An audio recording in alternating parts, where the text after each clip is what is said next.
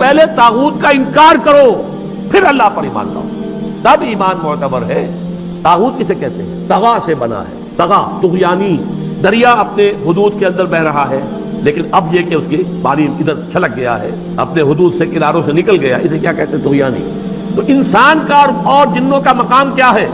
وما خلقت الجن والانس الا لیعبدون، میں نے نہیں پیدا کیا جنوں اور انسانوں کو مگر اس لیے کہ میری بندگی کریں۔